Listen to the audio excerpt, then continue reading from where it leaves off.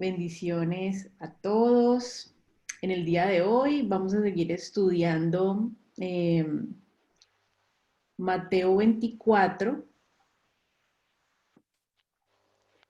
Hemos venido estudiando Mateo 24 y hemos estado viendo que en Mateo 24 se hace el corte de dos pueblos, el de la iglesia y el pueblo de Israel. Entonces, por interno, algunas personas me han escrito un poco inquietas acerca de si la iglesia también es Israel.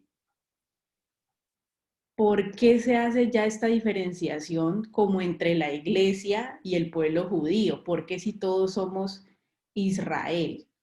Entonces, dado este punto, fue que vimos hace 20 días y hace 15 días por qué porque los judíos o porque el pueblo judío tiene esta promesa de restauración al final de los tiempos cuando ya entraba la plenitud de los gentiles.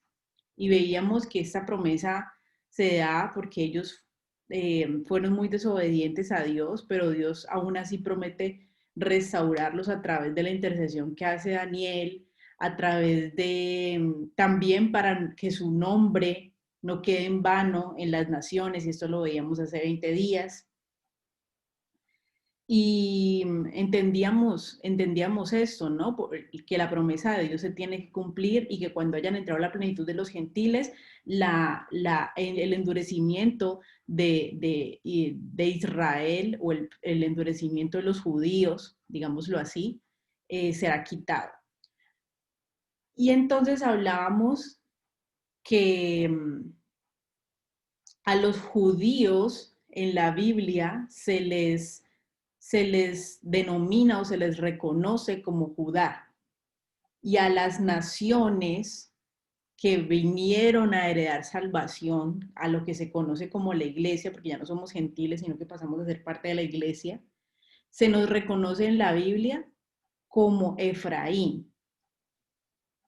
Vamos a ver hoy entonces por qué como iglesia somos reconocidos como Efraín. Esto es lo que vamos a ver hoy. ¿Por qué los gentiles, cuando somos iglesia, pasamos a ser Efraín? Entonces, hoy no vamos a ver exactamente Mateo 24, sino que vamos a seguir viendo el porqué de esos dos pueblos, ¿no? Bueno, inicialmente tenemos que entender quién fue Efraín. Efraín es uno de los dos hijos de José. José tuvo dos hijos, Manasés y Efraín. Efraín es el hijo menor de José. Entonces, Efraín fue uno de los hijos de José. Sabemos que cuando a José le pasó todo lo que le pasó y él entra a ser gobernador de Egipto, y reconoce a sus hermanos, y luego sus hermanos saben que él es José, y José los acoge al pueblo de Israel, acoge a su padre. Vemos cómo Israel le da la primogenitura a José. Sabemos que, digamos que por nacimiento, la primogenitura tendría que haberla obtenido Rubén. Por cuestiones que en la Biblia nos relata, a Rubén se le quitó la primogenitura, y a José se le había dado la primogenitura desde que el padre le dio esta túnica llamada la túnica de colores, que en hebreo es una túnica de mangas largas que muestra que él iba a tener la preeminencia entre sus hermanos para poder seguir con los negocios del padre. Esa es la razón por la cual sus hermanos lo matan, porque él tenía la primogenitura. Entonces, cuando él ya se revela como que está vivo, su padre, obviamente él sigue teniendo esa primogenitura y mucho más al ver que de verdad es un hombre diligente, de verdad es un hombre, es bueno con las cosas que le dan para administrar. Yahweh estaba en todo lo que él hacía, todo el mundo se daba cuenta de que era bueno para administrar, y el primogénito tenía que hacer eso, tenía que permanecer teniendo como la herencia del padre y que se le diera una trascendencia esa herencia del padre y que todo lo que el padre había conseguido, él lo pudiera retener para él y para su familia y para sus hermanos. Ese era, el primogénito tenía que ser un buen administrador, no podía ser como el hijo derrochador, ¿no? El hijo pródigo que conocemos. Entonces a José le fue dada la primogenitura y vemos bíblicamente, vamos a ir a Génesis 48. Génesis 48, versículo 12 al 20.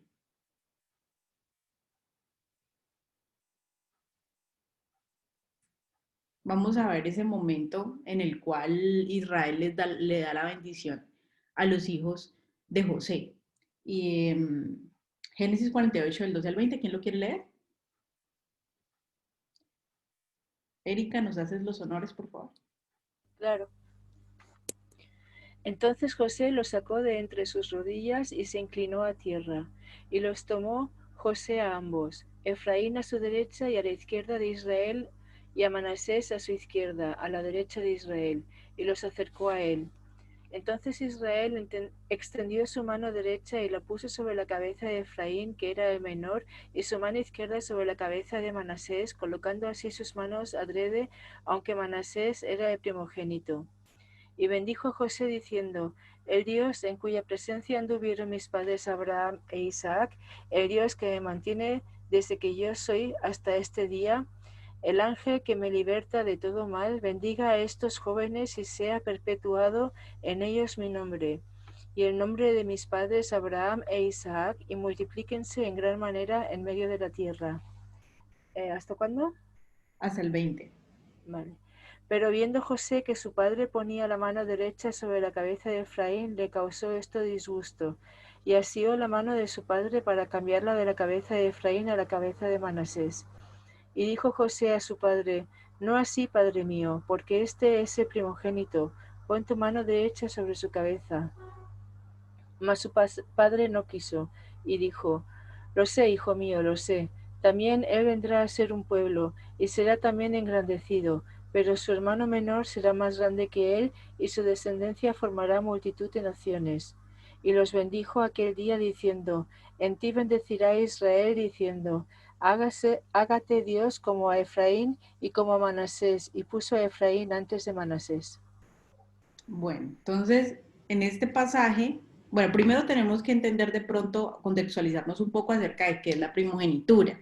Al primogénito se le daba doble porción de la herencia. Eso era lo que le correspondía al primogénito, doble porción de la herencia. A cada uno le correspondía una porción, como es normal, pero al primogénito le correspondía dos porciones. Como José tenía dos hijos, entonces se le fue dado una porción a Efraín y una porción a Manasés, y de esta manera a José se le dieron dos porciones por ser el primogénito, se le dieron dos porciones de la herencia de la tribu de Israel. Pero a Manasés le correspondía más porción por ser el primogénito de entre los hijos de José. O sea, las porciones no eran divididas en la mitad, sino que, por decirlo así, a Manasés le correspondía dos porciones y a Efraín una. Dos tercios a Manasés, un tercio a Efraín, porque él era el primogénito. Pero cuando llega Israel a bendecirlos, Israel bendice a Efraín, que era el menor, como primogénito sobre Manasés. De esta manera, de las tribus de Israel queda Efraín siendo el primogénito, ya no Rubén, sino que queda Efraín siendo el primogénito de las 12 tribus de Israel. Efraín, que no era ni siquiera hijo directo de Jacob, José queda siendo primogénito y Efraín queda con esa primogenitura de las 12 tribus de Israel, ¿no? Entonces, en este pasaje podemos ver qué es lo que hace Jacob. En la sabiduría que Dios le da, bendice a Efraín por sobre Manasés y queda Efraín con esa preeminencia, con esa primogenitura sobre Manasés. Entonces, ¿quién era Efraín? Efraín pasa a ser el primogénito de todas las tribus de Israel. Pasa a tener la primogenitura de todas las tribus de Israel.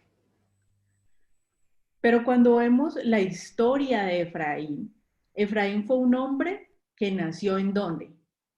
En Egipto. Efraín nace en Egipto. Efraín se cría en Egipto. Efraín entiende la cultura de Egipto. Efraín crece entendiendo y conociendo las tradiciones de Egipto, porque él no solo nace y crece en Egipto, sino que su madre es una egipcia. A José no se le dio una madre hebrea, a José se le dio una madre extranjera, una madre egipcia. El, y el suegro de José, el papá de esta mujer, ministraba como sacerdote en una ciudad que se llamaba On. Esta ciudad On era una ciudad sagrada donde se adoraba el sol. Es decir, que el abuelo por parte de mamá de Efraín era un sacerdote pagano de los egipcios. Y entendemos que la mujer es la que edifica su casa, es la que enseña a sus hijos, mientras su padre trabajaba en todo el tema del gobierno, la madre está en la casa enseñando todo lo que a ella también le fue enseñado. Y esta mujer no era una mujer hebrea, esa mujer era una mujer egipcia. José fue agregado a la parentela egipcia, de los gobernantes egipcios. José no le corría sangre por las venas egipcias, sangre egipcia, para llegar a ser un gobernante. Los gobernantes, los gobernantes de estos reinos tan poderosos eran personas que eran de ese mismo pueblo. Y además para que no causara un rechazo entre el pueblo. Entonces, cuando José es cogido, y ni siquiera es egipcio, sino que es un hebreo, el faraón inmediatamente le asigna una esposa egipcia para que pueda emparentelar con todo el tema egipcio, con todo el pueblo egipcio,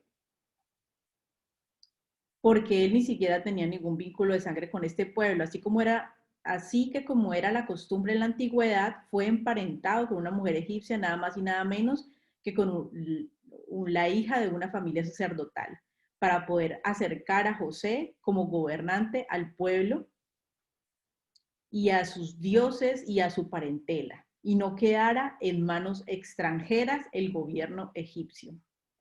Del fruto de este matrimonio nacen Manasés, el primogénito por nacimiento, que fue lo que vimos ahorita, y Efraín el menor, que serían mitad hebreos y mitad egipcios.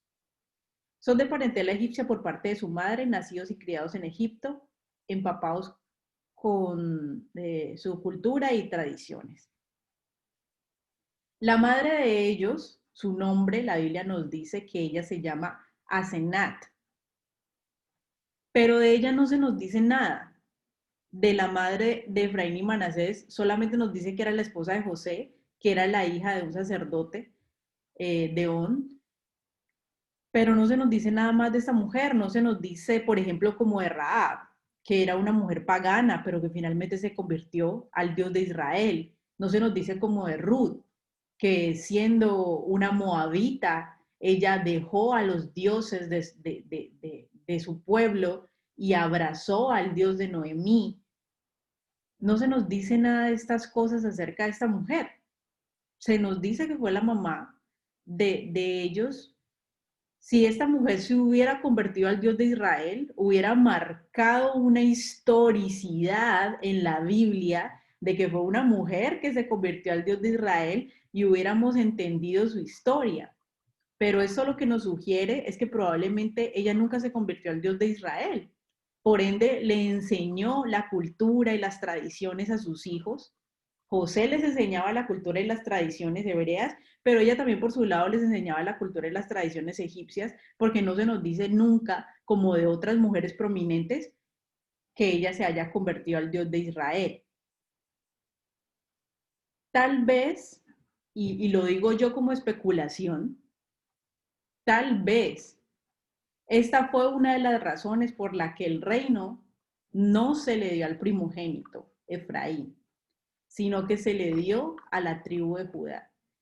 Y allí vemos nosotras como mujeres, vemos una de las cuestiones tan importantes como lo es que una mujer sea una mujer consagrada a Dios, que lleve a sus hijos a amar y a servir al Dios de Israel, porque vemos que, por ejemplo, Ruth era de la tribu de Judá, Rahab era de la tribu de Judá.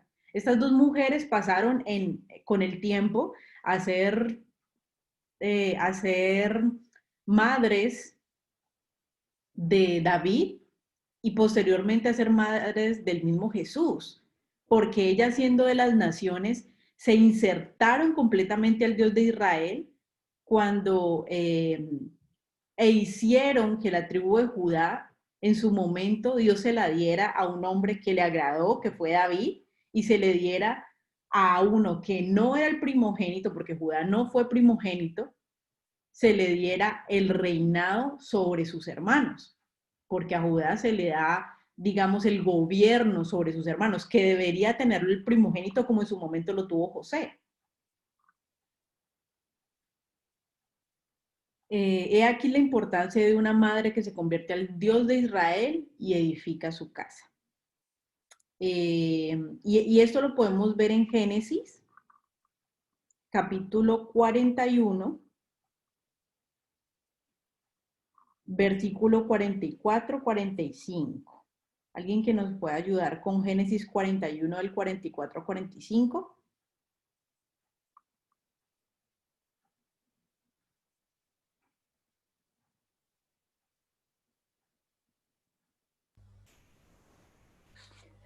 Y dijo Faraón a José: Yo soy Faraón, y sin ti ninguno alcanzará su mano ni Alzará. su pie en toda tierra de Egipto.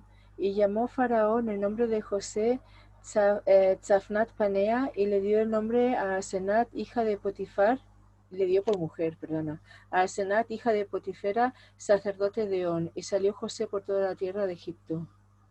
Bueno, entonces ahí vemos la manera en cómo se convierte a José en un egipcio. Se le da otro nombre, se le asigna a una mujer pagana de su mismo pueblo para poder hacerlo gobernante, porque no se podía poner a un hebreo con nombre hebreo y con una mujer hebrea como gobernante. Le tenían que hacer una identidad egipcia para poder ponerlo a reinar. Mm. Vamos a leer el 50 y el 52 de ese mismo capítulo 41.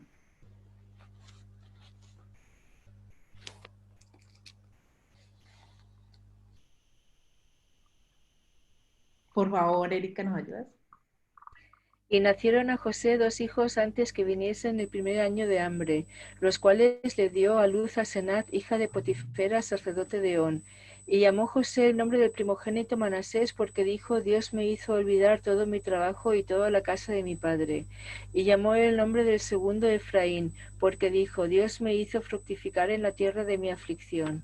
Y este versículo es importante porque entender a Efraín como el primogénito en las tribus de Israel y a Efraín no solamente como un hebreo, sino como un hombre que tenía ascendencia egipcia, que entendemos espiritualmente que a Egipto siempre se le ha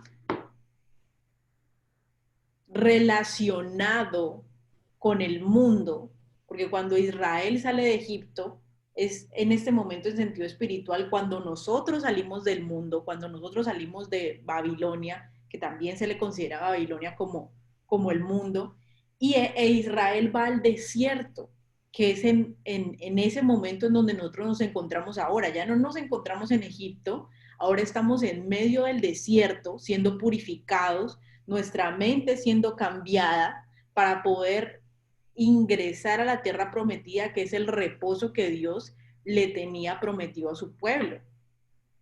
Entonces, Egipto es reconocido y relacionado como el mundo, y Efraín tiene todas estas raíces con el mundo, todo ese entendimiento con el mundo, pero José dice, le voy a poner Efraín porque, ¿qué significa Efraín? que Dios me hizo fructificar en la tierra de mi aflicción. Y nosotros somos ese fruto de Dios en medio de esta tierra de aflicción, en medio de este mundo que nada tiene que ver con el Mesías, que nada tiene que ver con Dios y que todo tiene que ver con el príncipe de este mundo. Somos el fruto de Dios en medio de esta tierra de aflicción, que aunque tenemos esas raíces egipcias espiritualmente hablando, conocemos las tradiciones, conocemos la cultura, hemos abrazado al Dios de Israel, al Dios de José, aunque tenemos toda esa raíz en nuestra sangre y toda esa raíz en nuestro espíritu, hemos abrazado al Dios de Israel y hemos dejado la paganidad para irnos, para ir caminando por este desierto, porque finalmente, ¿en qué momento fue que llegó Israel a Egipto? Israel no estaba en Egipto, pero Israel llega a Egipto con José. Inicialmente ellos no eran esclavos, ellos eran tenidos en muy buen... Eh, eran muy bien tratados porque eran la familia del gobernador José, pero luego José muere y luego llega otro gobernador que no conocía a José, que no le importaba la familia de José y se preocupa de que los hijos de Israel estén multiplicándose tanto. Dicen, ¿en qué momento ellos se van a levantar y van a hacer una revuelta en contra de nosotros y nos van a conquistar? Vamos a esclavizarlos. Y empezaron a esclavizar a Israel en Egipto e Israel también se paganizó en Egipto. Luego viene Dios a través de Moisés y los rescata de Egipto y empieza a hacer un proceso de despaganización en el desierto y luego ellos entran a la tierra prometida con todos los que se convirtieron en su corazón al Dios de Israel, ¿no? Y entonces, ¿a quién le debería corresponder el reinado por derecho? A Efraín, no a Judá. Efraín era primogénito. Efraín debía ser rey y no Judá. Pero a Dios le agrada David y la verdad, cuando yo hacía este estudio, me parecía algo muy hermoso ver el impacto de estas mujeres, porque cuando vemos en Mateo 1 la genealogía de Cristo, vemos a unas mujeres prominentes como Tamar, una mujer prominente como Rahab, como Ruth la Moabita, que es la que más toca mi corazón, creo que de todas, Ruth la Moabita. Y vemos a estas mujeres que fueron matriarcas, que fueron celosas de Dios y que criaron unos hijos en el temor de Dios, aunque ellas eran extranjeras. Y eso me ministraba muchísimo porque digo, de las mujeres no se habla tan prominentemente como de los hombres, pero cuando le das un vistazo mucho más profundo a la Biblia, ves el impacto tan grande que tiene la influencia de una madre, no solamente para sus hijos, sino para su descendencia. Y vemos el amor de Dios también hacia esa labor que hizo esa madre que se convirtió al Dios de Israel de honrar su descendencia. Porque qué más para una madre que su hijo sea alguien prominente.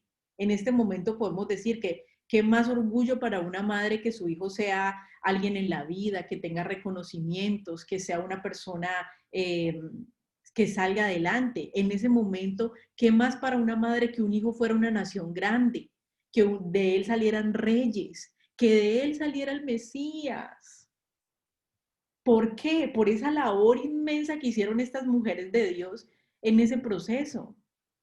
Y vemos por la parte de José que tenía que suceder así, porque vemos que José dijo, Dios lo permitió, tenía que suceder así, y Dios lo usó para poder rescatarnos a nosotros del medio de Egipto, que no éramos Israel, que no éramos pueblo, en medio de las naciones, Dios usa esto para rescatarnos a nosotros también y atraernos hacia Él. Qué cosa tan maravillosa. Tremendo. Pero Efraín, al ver que no le fue dado el reino, él empieza a tener un celo con Judá, porque por derecho él debería tener el reino. Y Efraín continúa siendo celoso de a quien al que se le fue dado el reino, y vemos que en un momento al pueblo de Efraín se le promete que va a llegar un momento en el que él ya no va a estar más celoso de Judá.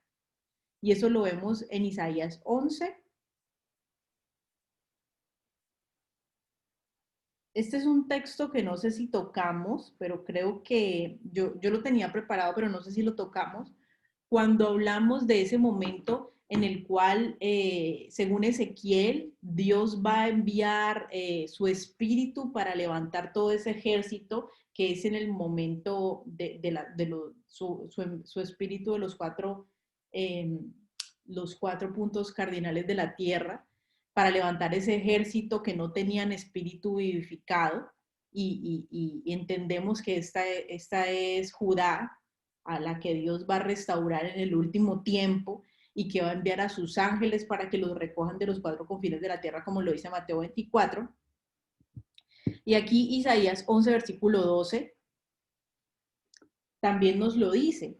Dice, Isaías 11, 12, dice, y levantará pendón a las naciones y juntará a los desterrados de Israel y reunirá los esparcidos de Judá de los cuatro confines de la tierra, que era lo que veíamos en ese momento. Y luego hay una promesa, dice que cuando esto suceda, que esto va a suceder ya al final de los tiempos, cuando el Mesías regrese con su iglesia, que va a juntar a Judá de los cuatro confines de la tierra, como se profetiza en Ezequiel y como se dice también en Mateo 24, dice versículo 13, y se disipará la envidia de Efraín, y los enemigos de Judá serán destruidos. Efraín no tendrá envidia de Judá, ni Judá afligirá a Efraín. Esa es una promesa hermosa que vemos para el final de los tiempos. Entonces el reinado se le otorga a la tribu de Judá, y es por eso que vemos que cuando Salomón peca, inmediatamente el reinado se le es otorgado por Dios a la tribu de Efraín. Cuando Judá peca, el reino se le entrega de parte de Dios a Jeroboam, que era de la tribu de Efraín. Vamos a Primera de Reyes.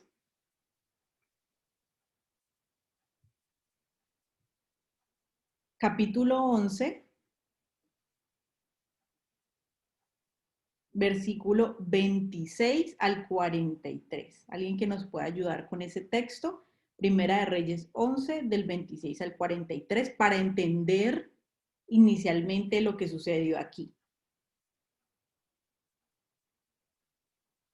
Voy a leerlo. Dale. ¿Del 26 hasta dónde? Al 43. Jeroboam se rebela contra Salomón. También se rebeló contra el rey Salomón uno de sus funcionarios llamado Jeroboam, hijo de Nabat. Este Jeroboam era afrateo, oriundo de Zeredá. Su madre se llamaba Zeruá y era viuda. La rebelión de Jeroboam tuvo lugar cuando Salomón estaba construyendo los terraplenes para cerrar la brecha en el muro de la ciudad de David, su padre. Jeroboam se había ganado el respeto de todos, de modo que cuando Salomón vio su buen desempeño, lo puso a supervisar todo el trabajo forzado que se realizaba entre los descendientes de José. Un día en que Jeroboam salía de Jerusalén, se encontró en el camino con el profeta Ahías de Silo, quien llevaba puesto un manto nuevo. Los dos estaban solos en el campo. Entonces Ahías tomó el manto nuevo que llevaba puesto y rasgándolo en 12 pedazos, le dijo a Jeroboam: toma 10 pedazos para ti, porque así dice el Señor, Dios de Israel. Ahora voy a arrancar arrancarle de la mano a Salomón el reino, y a ti te voy a dar 10 tribus. A él le dejaré una sola tribu, y esto por consideración a mi siervo David y a Jerusalén, la ciudad que he escogido entre todas las tribus de Israel. Voy a hacerlo así porque él me ha abandonado y adora a Astarte, diosa de los sidonios, a Quemos, dios de los moabitas, y a Moloc, dios de los amonitas. Salomón no ha seguido mis caminos, no ha hecho lo que me agrada, ni ha cumplido mis decretos y leyes como lo hizo David su padre.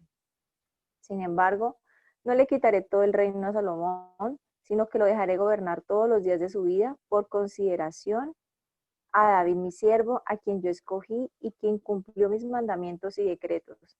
Le quitaré el reino a su hijo y te daré a ti 10 tribus.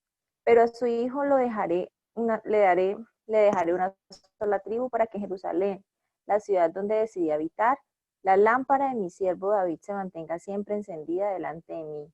En lo que a ti te atañe, yo te haré rey de Israel y extenderás tu reino a tu gusto. Si haces todo lo que te ordeno y sigues mis caminos, haciendo lo que me agrada y cumpliendo mis decretos y mandamientos, como lo hizo David mi siervo, estaré contigo. Estableceré para ti una dinastía tan firme como la que establecí para David y te daré Israel. Así que haré sufrir a la descendencia de David, aunque no para siempre. Salomón, por su parte, intentó matar a Jeroboam, pero éste huyó a Egipto y se quedó allí, bajo la protección del rey Sisac, hasta la muerte de Salomón. Dejémoslo hasta allí. ¿Está ahí? Dejémoslo hasta allí. Entonces, cuando vemos este relato, entendemos que se nos dice que Jeroboam, ¿de dónde era? Jeroboam era de la tribu de Efraín. Jeroboam era efrateo, dice el versículo 26. ¿De quién era hijo? ¿Y en qué momento Dios le quita el reino a Salomón, hijo de David?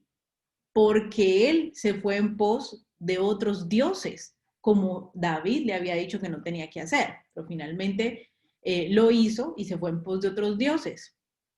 Entonces Dios le quita el reino a Salomón, pero por amor y fidelidad a David le deja la tribu de Judá y otro más, ¿no? Y vemos que a Efraín se le da en ese momento el reinado, pero ¿qué hace Efraín con el reinado? ¿Qué hace Jeroboam con el reinado? Lo mismo o peor que Salomón. Se van en contra de Dios, se vuelven idólatras. Jeroboam lo que hace es poner fiestas y poner tiempos de su corazón porque cree que cuando las 10 tribus vayan a Jerusalén, como le quedó Jerusalén a Roboam, el hijo de Salomón, cuando las 10 tribus vayan a adorar en Jerusalén, van a ser convencidos de que hagan una revuelta en contra de su reinado. Dice, yo no quiero que hagan una revuelta, pues que no vayan a donde Roboam a adorar, a Jerusalén. Entonces voy a inventarme un lugar para adorar aquí, en mi reino, cuando a él Dios le había dado el reino. Primero, porque como primogénito le correspondía. Segundo, porque Judá pecó. Él, ¿qué era lo que tenía que hacer para que el reino no le fuera quitado? Permanecer en las leyes de Adonai. Pero no permaneció en sus leyes, empezó a inventarse fiestas, empezó a inventarse cosas por miedo a que fuera sacado del reino y no le creyó a Dios lo que dijo y lo que le prometió. Y empezó a hacer las cosas en sus propias fuerzas, por lo cual él también fue desechado del trono y todos sus descendientes. De Jeroboam no quedó, de ninguno de sus descendientes quedó rastro en la faz de la tierra. Su descendencia fue cortada completamente, toda su descendencia. Entonces, vemos esta rivalidad entre Efraín y Judá, ¿no? Esta envidia de parte de Efraín, pero Jeroboam también hace lo malo delante de Dios, y allí es donde nacen los judíos, lo que nosotros conocemos como los judíos y los samaritanos. Efraín siempre tuvo que ver con los gentiles. Por sus venas corría sangre egipcia y fue seducido más a ser paganizado, aún más que sus hermanos. Sin embargo, Dios tiene esta promesa con Efraín. Vamos a Jeremías. Jeremías 31, lo voy a leer, Jeremías 31, versículo del 1 al 20. Jeremías capítulo 31, del 1 al 20. Dice así, lo voy a leer en Reina Valera. Dice, en aquel tiempo, dice Yahweh, yo seré por Dios a todas las familias de Israel, y ellas me serán a mí por pueblo. Esto es una profecía del final de los tiempos.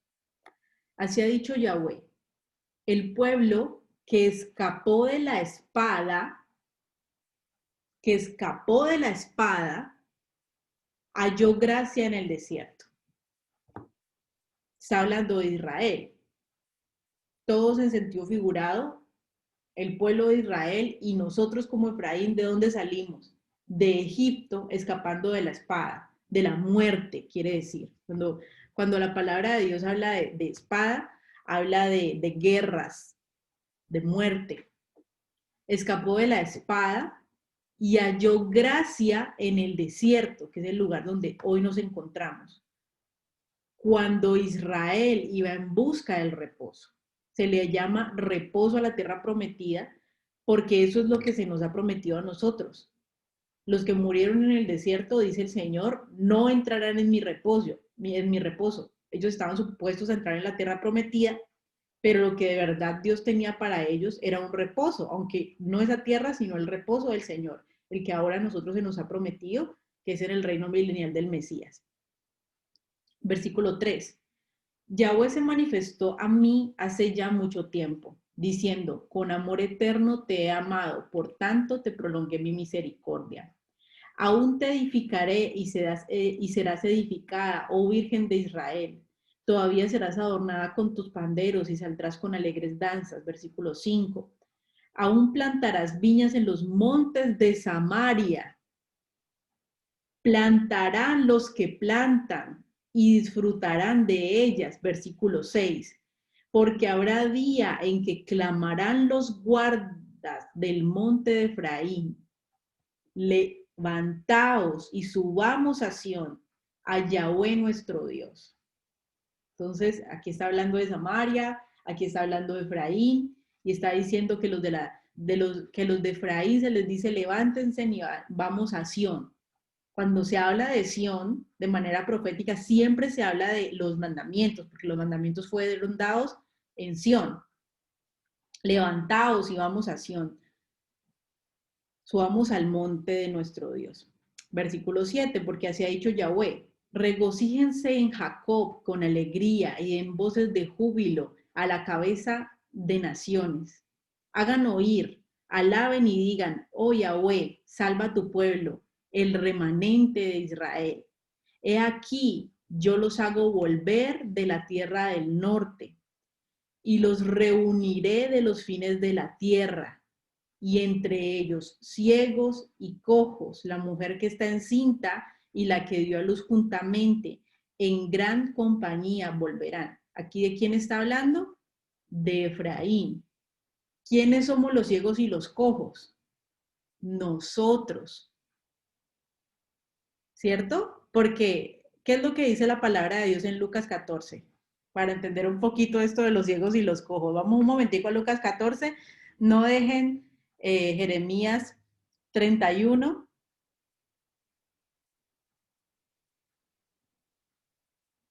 Vamos a Lucas 14, versículo 7. Lo voy a leer. Dice, observando cómo escogían los primeros asientos a la mesa, refirió a los convidados una parábola diciéndoles, cuando fueras convidado por alguno a bodas, no te sientes en el primer lugar, no sea que otro más distinguido que tú esté convidado por él. Y viniendo el que te convidó a ti, a él te diga, da lugar a este, y entonces comiences con vergüenza a ocupar el último lugar. Mas cuando fueras convidado, ve y siéntate en el último lugar para que cuando venga el que te convidó te diga, amigo, sube más arriba. Entonces tendrás gloria delante de los que se sientan contigo a la mesa. Porque cualquiera que se enaltece será humillado y el que se humilla será enaltecido. Dijo también al que había convidado, al que le había convidado, cuando hagas comida o cena, no llames a tus amigos, ni a tus hermanos, ni a tus parientes, ni a tus vecinos ricos, no sea que ellos a su vez te vuelvan a convidar y seas recompensado. Mas cuando hagas banquete, llama a los pobres, a los mancos, los cojos y los ciegos, y serás bienaventurado, porque ellos no te pueden recompensar, pero te será recompensado en la resurrección de los justos. Sigamos versículo 15. Oyendo esto, uno de los que estaban sentados con él a la mesa dijo, bienaventurado el que coma el pan en el reino de Dios. Entonces Jesús le dijo, un hombre hizo una gran cena y convidó a muchos. Y a la hora de la cena envió a su siervo a decir a los convidados, vengan, que ya todo está preparado. Y todos a una comenzaron a excusarse. El primero dijo, he comprado una hacienda y necesito ir a verla, te ruego que me excuses. Otro dijo, he comprado 5 yuntas de buey y voy a probarlos, te ruego que me excuses. Y otro dijo, acabo de casarme y por tanto no puedo ir. Versículo 21.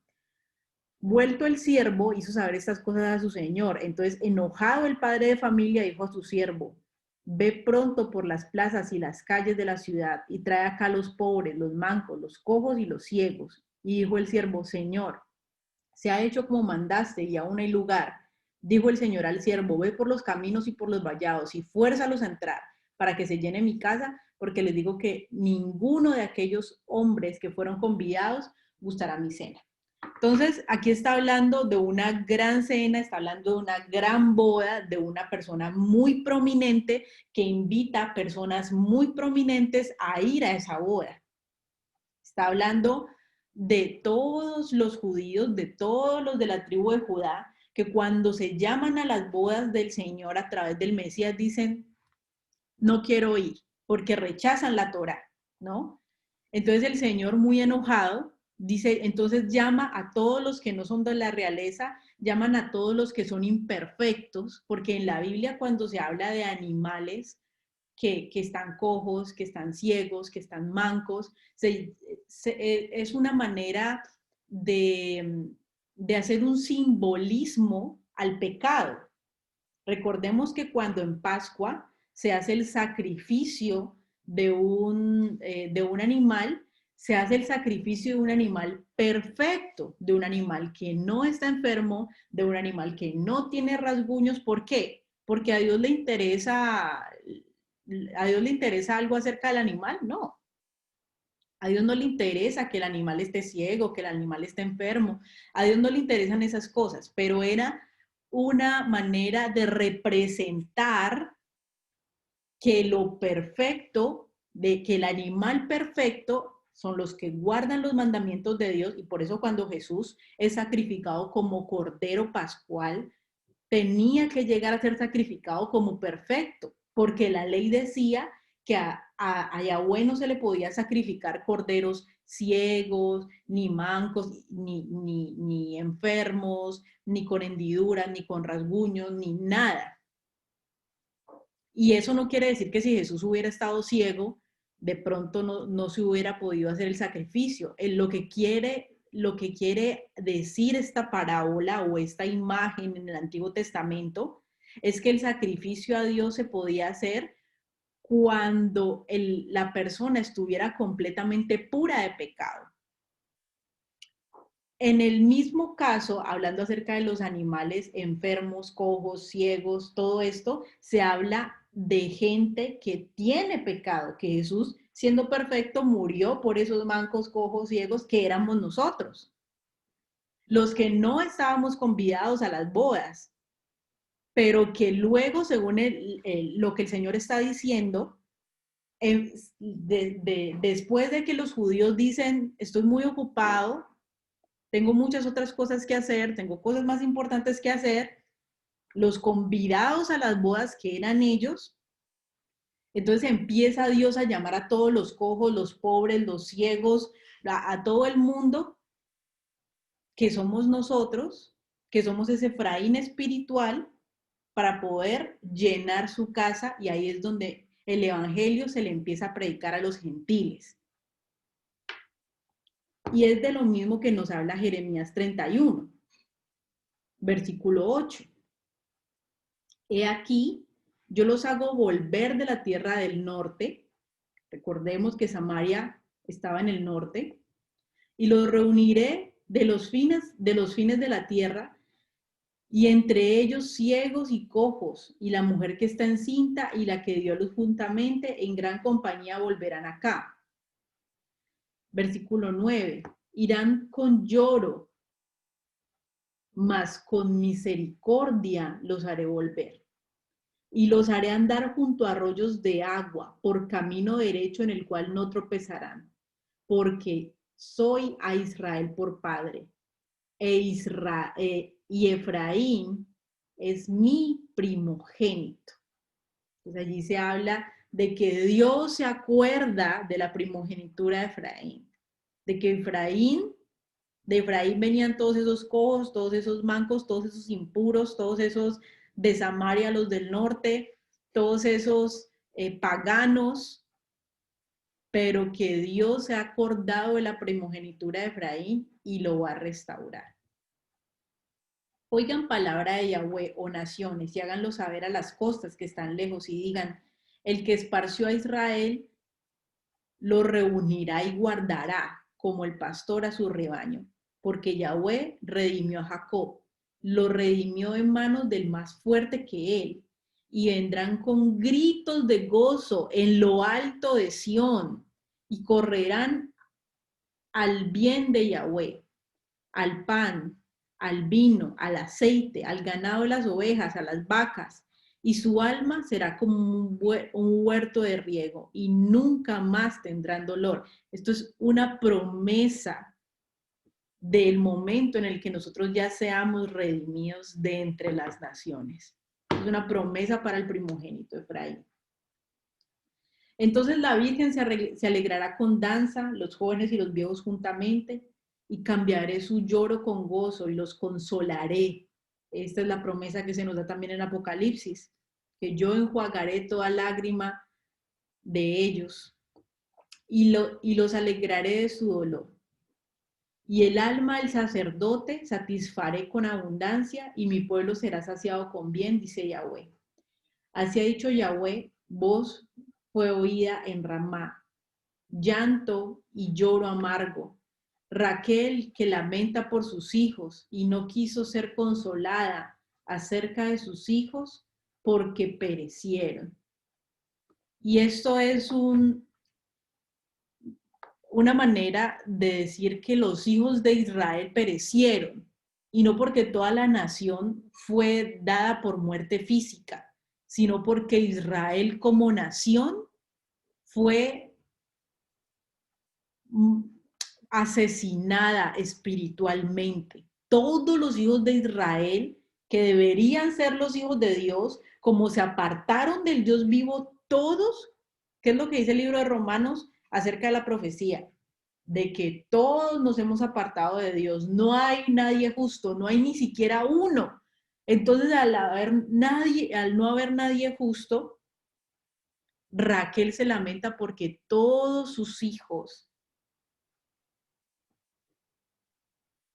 dice aquí, porque todos sus hijos perecieron, hablando de una muerte espiritual, que es lo mismo, y vuelvo a traer a colación, y por eso es que me ministra tanto esa historia, que es lo mismo que sucede con Noemí. ¿Qué le pasó a Noemí? A Noemí le mataron el esposo, le mataron todos los hijos, se quedó sola. Y dice: ya no me llamen más Noemí, llámenme Mara, porque estoy amarga de que todos mis hijos y mi esposo haya muerto. Pero ¿qué hace el Señor a través de una extranjera? A través de Ruth la Moabita. Dice: mi Dios, tu Dios será mi Dios y tu pueblo será mi pueblo. Y se convierte al Dios de Israel, y a través del temor de esta moabita, que los moabitas eran los hijos de Lot, los de la descendencia de Lot que tuvo con él, con las hijas, a través de ella, Dios la restaura a través de Booz, que sí era hebreo. Booz era hebreo, Ruth era moabita. Y se juntan y tienen una descendencia para Dios, y viene el hijo de Ruth y Booz a ser abuelo de David. Y dice que Noemí ya no tenía más hijos. Dice, déjame, porque yo no te puedo dar otro esposo a ti. Y aunque te lo pudiera dar de aquí a que crezca, va a ser muy complicado. Déjame. Pero Ruth no la deja, se aferra a Noemí, le da un hijo a Booz y dice que ese hijo de Noemí, ese hijo de Ruth, para Noemí fueron como 7. De esa mujer que ya no tenía esperanza, de esa mujer que todos sus hijos fueron muertos, de esa mujer que ya no tenía descendencia, que no tenía que la cuidara, que lo único que estaba esperando era que la muerte le llegara. Si Ruth no se hubiera convertido al Dios de Israel, lo único que podía esperar una mujer viuda en medio de una mujer anciana era que la muerte le llegara, porque quedaban sujetas a la beneficencia de la gente. Pero a través de una extranjera, Dios restaura de manera figurativa a Israel y le da hijos a la que no tenía hijos, que era Noemí, que es una figura de Israel, y es una figura también de Raquel aquí. Raquel llora porque todos sus hijos perecieron. Qué tremendo esto. Así ha dicho Yahweh, reprime el llanto tu voz, versículo 16, y de las lágrimas tus ojos, porque salario hay para tu trabajo, dice Yahweh, y volverán de la tierra del enemigo, versículo 17. Esperanza hay también para tu porvenir, dice Yahweh, y los hijos volverán a su propia tierra. Escuchando, he oído Efraín que se lamentaba. Me azotaste y fui castigado como novillo indómito. Conviérteme y seré convertido, porque tú eres Yahweh mi Dios. Versículo 19. Porque después que me aparté, tuve arrepentimiento, y después que reconocí mi falta, herí mi muslo, me avergoncé y me confundí, porque llevé la afrenta de mi juventud. Versículo 20. ¿No es Efraín, hijo precioso para mí? ¿No es niño en quien me deleito? Pues desde que hablé de él, me he acordado de él constantemente, como lo leíamos al principio, con amor eterno te he amado, por tanto te prolongué mis misericordias. Por eso mis entrañas se conmovieron por él. Ciertamente tendré misericordia de él, dice Yahweh. Qué hermoso. Qué hermoso entender porque a nosotros se nos llama como ese Efraín, porque somos llamados de en medio de las naciones. Y se nos da una promesa preciosa de salvación, aunque no lo merecíamos, aunque también nos prostituimos, aunque también nos apartamos. Yahweh ha sido misericordioso y se ha acordado de nosotros. Qué maravillosa profecía, qué maravillosa promesa. Nosotros, como tomados de entre las naciones, como linaje que nació y creció en Egipto, que fue pagano desde sus inicios, que entendemos la cultura y las tradiciones de Egipto, fuimos llamados al desierto para ser rescatados de nuestros pecados y encontrar la salvación, que es lo que dice el versículo 2. El desierto es el instrumento purificador para los que salen de Egipto y esperan entrar en la tierra prometida, el reposo. Y ahí estamos nosotros, dejando nuestras costumbres y raíces, saliendo al desierto para ser purificados y encontrarnos con nuestro Mesías hasta que nos introduzca en su reposo. Y allí Efraín, juntamente con Judá, serán restaurados para formar un solo pueblo. que es la profecía que se nos da. Y para terminar, vamos a ver esta profecía en Ezequiel 37.